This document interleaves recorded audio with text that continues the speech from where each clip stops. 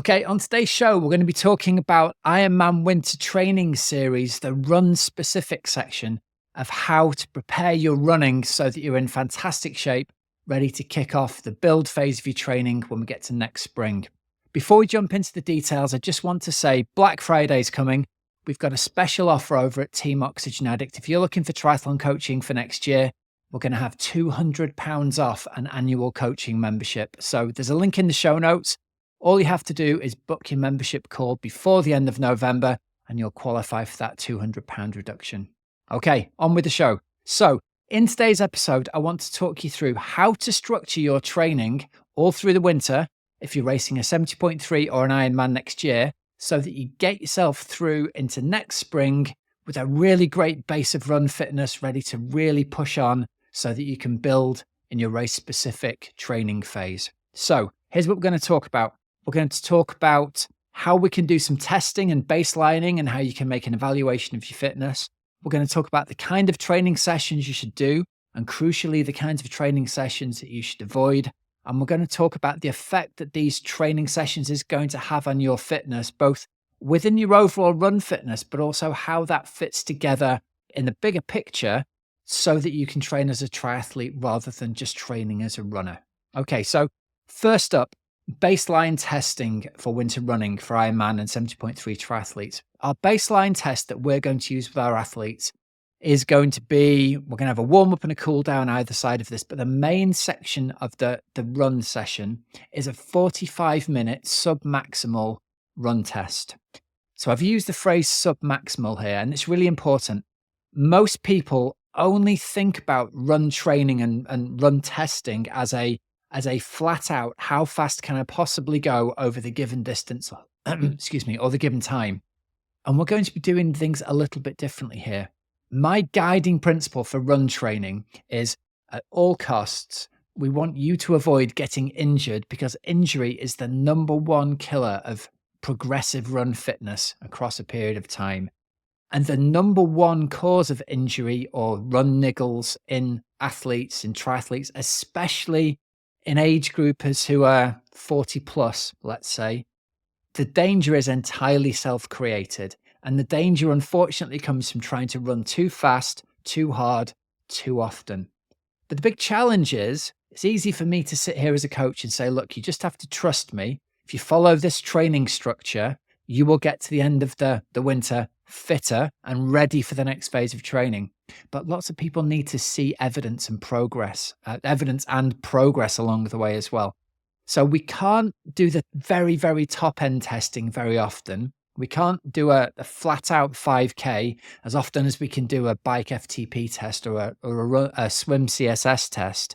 So we have to find a way to do a test that still shows the athlete that they're making progress, but without that risk of injury, picking up niggles, making you really sore, essentially meaning you can't go on and do more training going on. So the test we're going to do is going to be 45 minutes long. It's going to be sub-maximal. For those of you who are familiar with the M-Pace run test from Jack Daniel's run formula, I like to set the target pace at M-Pace. So for most people, you can think of M-Pace as being roughly around your half marathon race pace. So we're going to do 45 minutes at that pace, keep the pace consistent, and we're going to monitor heart rate at the same time. So at the end of it, we end up with a set of numbers, 45 minutes at an average of, let's say, 5 minutes a kilometer. And our average heart rate was 150 beats a minute, 160 beats a minute, whatever that number was. We'll then repeat that baseline test again in 8 weeks' time. We'll do it at the same pace. And what athletes will see is that their average heart rate is going to be 3 beats, 4 beats, 5 beats a minute lower than it was when they did it 8 weeks earlier. We'll then repeat again in another 8 weeks' time. Again, we'll see a similar sort of reduction. I really like this as a test to show triathletes that they're making progress, or to show 70.3 and iron distance athletes they're making progress, because that reduction in the average heart rate shows us that we're getting more efficient. We're creating pace for less effort, and it's material evidence of that. So you know that you're getting fitter, you know that your run is improving, you know that running at a given pace is taking you less energy, but you don't have to go to the very, very top end in order to test, in order to prove that to yourself. And also, I think the M pace run is much more specific to 70.3 and to Ironman. For athletes who are racing 70.3, what I'll typically say is the M pace is your best case scenario race pace running off the bike on race day. Lots of people can't actually produce that kind of run off the bike, but our very top athletes and our most disciplined athletes will be able to do when it all comes together and they've paced the bike correctly, they'll be able to deliver their run on race day at M pace. So it's really specific for that.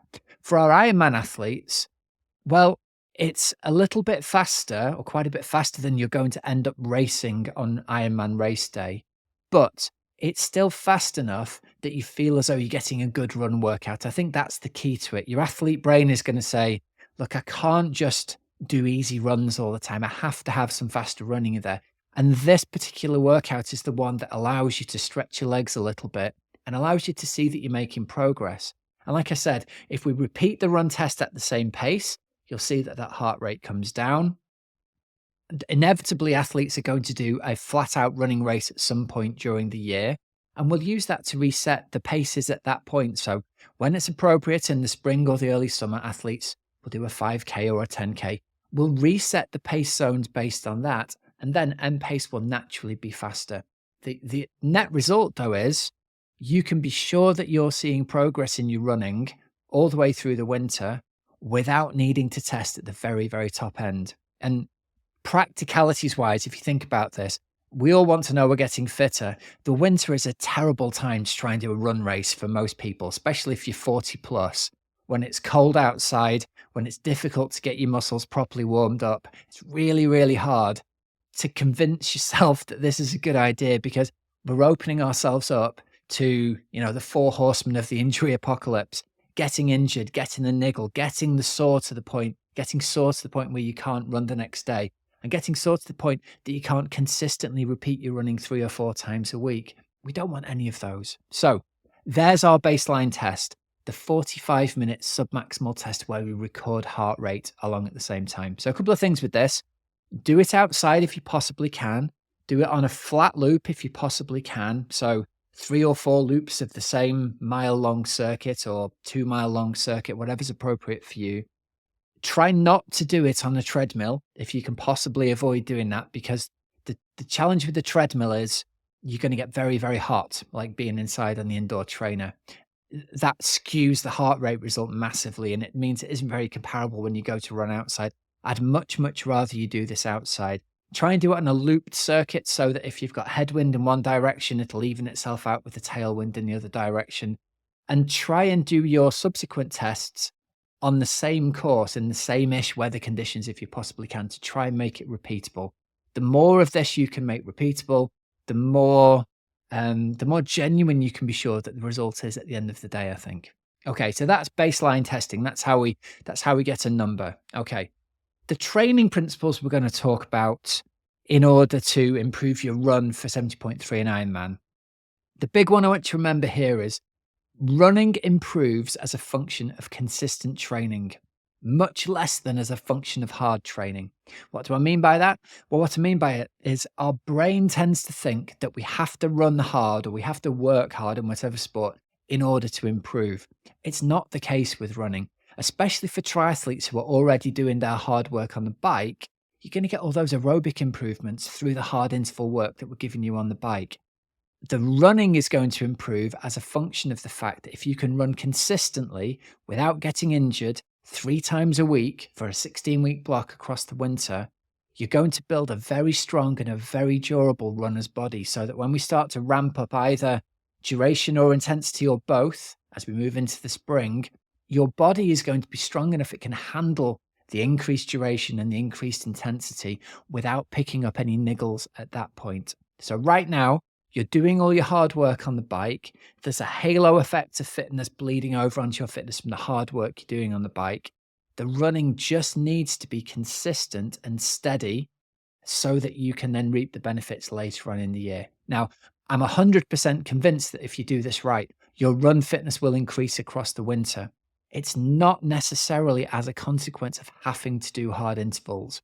And I think the idea you have to do hard intervals comes from the running community. If all you're doing is running, you are going to have to do some hard intervals in order to build your top end fitness. But as a triathlete, we've got the benefit that we can do our hard work where it's safest on the bike, and then we can do all of our running where it's safest at a consistent, steady pace. Okay, let's talk about running sessions that you're going to do during the winter then. So, in the early phase of winter training, all of our runs are going to be steady. So, what we mean by steady is you should be able to comfortably have a conversation with somebody as you're running along. Your heart rate, if you've got it set up correctly in using Joe Friel zones in Training Peaks, if that's set up correctly, your heart rate will be comfortably in zone 2. If you're using Jack Daniel's run formula, it's going to be what he describes as e-pace or endurance pace or easy pace. It's a conversational pace that you can chat to somebody next to you comfortably. Don't be tempted to try and run just a little bit faster. Now, deliberately, the Daniels run formula gives you a quite a broad range of pace here. It's something like 45 seconds between the top end and the low end of the e-pace. So it might be between 5:30 and 6:15 a mile, or 5:30 and 6:15 per kilometer is probably more likely for most age groupers. So somewhere within that 45-second banding will be right for you that day. Don't be drawn into thinking that if your e-pace is 5:30 to 6:15, you have to hit 5:30 or ideally 5:29 every single session. You don't. I'd like you hitting the middle of the zone. So in this example, it's probably better to be around 5:45, 5:50 a kilometer. There will be some days when you feel magic and 5:30s will be effortless. There'll be some days when you feel awful and it's a stretch to hit 6:15 a kilometer. But just be somewhere in that area. You don't have to be at the very top end of it.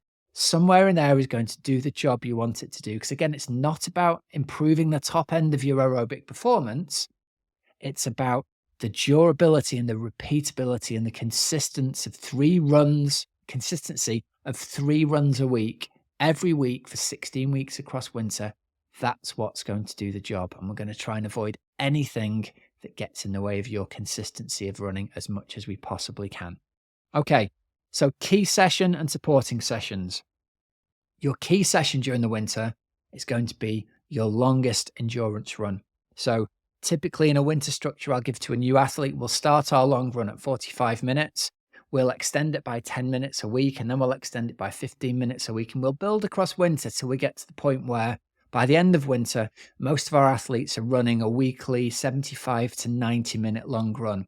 That's plenty long enough at this time of year for athletes either racing 70.3 or Ironman later on. You don't need to be running much longer than that or any longer than that at this time of year. And the reason I say that is it's tempting to think, well, surely if 90 minutes is good, 2 hours would be better or 2 hours 30 would be better. We want to make sure that you don't burn yourself out way before next summer. Now, sure, there's going to be some instances with athletes where they are going to run a little bit longer than that, but that's going to be managed by exception. For the vast majority of people, I'd say give yourself the time for your body to adapt. 45 minutes building up by 10 minutes a week has you up at 75 minutes in a 6-week build period. So plenty of time, get yourself there. The run is going to be done as 9 minutes run, 1 minute walk. And we'll use that for all of our long runs for the entirety of training with us. That minute walk is going to be magic for you. It's going to completely revitalize the way you feel the day after a long run. It's going to almost completely eradicate any kind of soreness after a really long run and completely eradicate the idea that you're going to put yourself at risk of injury or soreness from doing a long run. It's revolutionary. If you haven't tried it, I really encourage you to go away and try this. Just your 9-minute e-pace and the 1 minute run. That's all it needs to be. A common question tends to be, well, look, if my e-pace is 5 minutes a K and I'm walking for a minute, do I need to run a bit faster than e-pace in order to compensate for the minute? No, you don't. Do the runs at 5 minutes a K, do the walks just at walking pace. You will see a really big difference in the way you recover and how sore or not you are the following day. So that's our key session, your long run once a week. The supporting sessions are going to be 2 other shorter runs during the week. You can do these as a continuous run. We'll start at 20 to 30 minutes and we'll build them up by 5 to 10 minutes a week and get to the point where they'll be 45 minutes, in some cases 60 minutes each across the winter. You're then at the position where you're doing 3 really decent runs every week. You're not getting sore. You're doing the hard work on the bike. The hard work has a halo effect and lifts your aerobic fitness and gives you that increased lactate buffering ability. The long runs are making you more durable, making you injury proof. You end up with a result that you get to the end of winter in a fantastic position of being both really fit, really strong, and really injury proof. Now, a couple of other things I want to touch on before we finish. Really common question. Am I running hard enough? Surely I should be going just a little bit faster than the top end of e-pace. If you say 5:30, surely 5:20 is a bit better. And the answer there is no. Just do what you've been asked to do. The zone is there for a reason. If you're convinced that you can run faster, well, you'll prove that when you do a race. There's no need to do that. It's not about pushing your fitness by running a little bit faster. Your fitness is going to improve as a byproduct of consistent training. So let that thought go. You don't always need to be going faster. And again, just remember, the e-pace zone is 30 to 45 seconds wide. Allow yourself to fluctuate within that zone. Don't get too hung up on it. Don't need to be at the fastest end. Some days you'll feel great and you'll gravitate to that end. Some days you'll feel awful and you'll gravitate to the slower end. It's the consistent training that's going to make the biggest difference for you. If you get the winter training correct, you'll get to the springtime with a really strong, really durable body. That means when we start ramping up the intensity and or the volume of your run training, you'll be in a fantastic position to be able to absorb it. You'll have no injury worries for next season at all. All right. I hope you enjoyed that episode of the show. To wrap this up, here are some discount codes and deals for you. At precisionfuelandhydration.com, remember you can use the code OXYGEN24 for 15% off your first electrolyte and fuel order. Their stuff's awesome. Try it. I guarantee you won't be disappointed. You can use the free fuel and hydration planning tool as well over at precisionfuelandhydration.com, and you'll receive personalized strategy for your next race.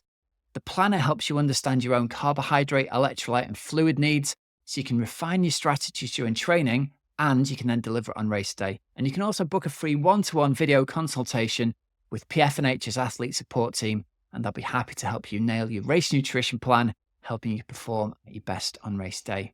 And also, if you're looking for help and advice with your triathlon training, please head over to teamoxygenaddict.com. I think we've got the most comprehensive triathlon coaching program for busy age groupers. Please check us out. There's a link in the show notes to book a call with us. We can have a chat about you, find out all about your background and what you want to achieve. And I'm really confident we can help you get where you want to be. Dead easy. Link in the show notes or under this video here. You can book straight to our calendar, and we can have a chat and see how we can best help you out. So remember, links in the show notes so you don't have to remember them. Until next week, have a great, safe training and racing week. I'm Coach Rob Wilby, and you've been listening to the Oxygen Addict podcast.